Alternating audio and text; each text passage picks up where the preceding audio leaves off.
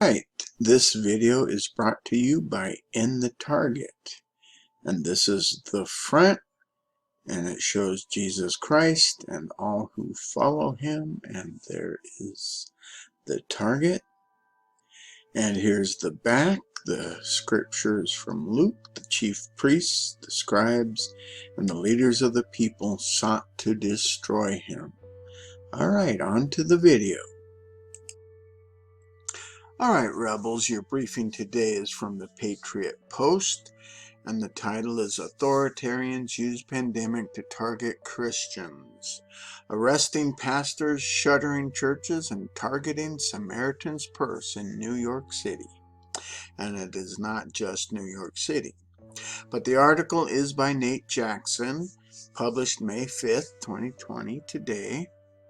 So let's get into the article here.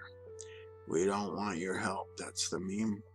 One consistent theme on the left is that while social justice,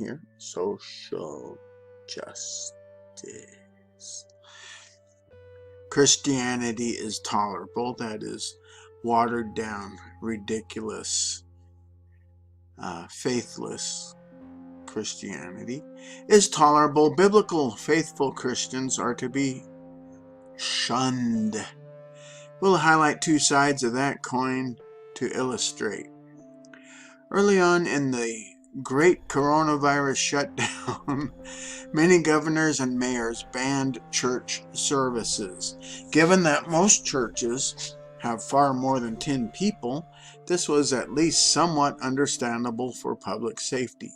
However, in some states and cities, that ban extended to parking lot services in which congregants never even left their cars.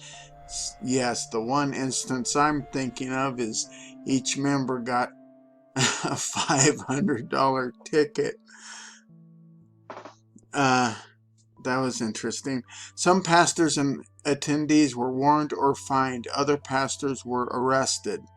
Attorney General William Barr recently fired a shot across the bow over this kind of overreach, and in several cases the Justice Department has filed statements of interest supporting churches. On Sunday, one of those statements supported a church shut down by Virginia Democrat Governor Ralph Northam.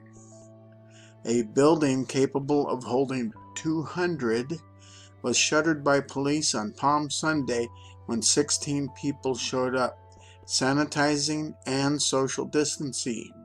Actually, what I read was that it was large enough for over 260 people all at once. These guys could have been 15 feet apart. The pastor faces a $2,500 fine and up to a year in jail. The church sued, saying it could not stream services online and meetings were necessary to serve the congregation. It filed supporting photographs of people shopping during the lockdown, as well as one of Northam himself at a press conference with far more than 10 people. The case is pending. Doesn't really matter. This is a First Amendment issue. If they were all smooching and hugging, packed in a clump in the middle of the aisle, it wouldn't matter. That's not that's not in the article. That was my interjection. Back to the article. What many Christians fear is simply that leftist politicians don't like them and are using the pandemic as an excuse to inhibit their constitutional rights of religion and assembly. That's not an unreasonable conclusion. No, and they don't fear it. They just want to be free from it, or actually free from the power. We expect people to be persecuting us, as you saw in the t-shirt promo. Case in point is New York City.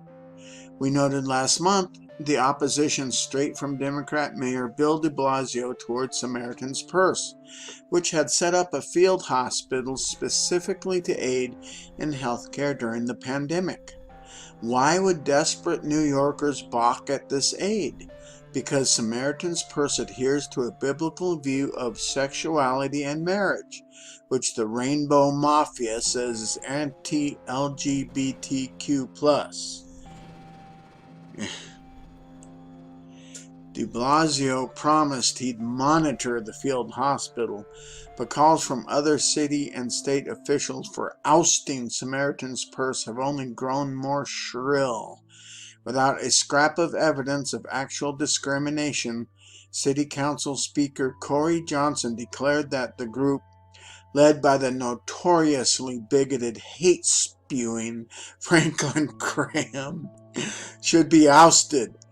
Their continued presence here is an affront to our values of inclusion and is painful for all New Yorkers who care deeply about the LGBTQ community. He left off the plus, that bigot. Got that? Including Samaritan's Purse in relief efforts as an affront to our values of inclusion. Can't include a Christian organization. In any case, Samaritan's Purse says it will leave the city within the next 2 weeks, but with poor thanks for its sacrificial and Christian work. The need is no longer there, for one thing, and for another thing, they don't do it for thanks. They do it to serve the Lord. So that's not a problem. But I love this I saw this headline earlier today, but this is a wonderful close.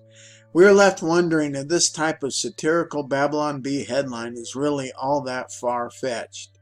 Quote, this is from the Babylon Bee. New York bans use of all scientific medical advancements made by Christians. Not so satirical.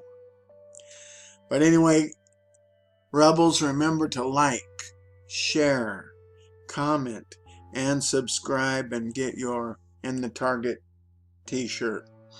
So, all right, Rebels, you have been briefed.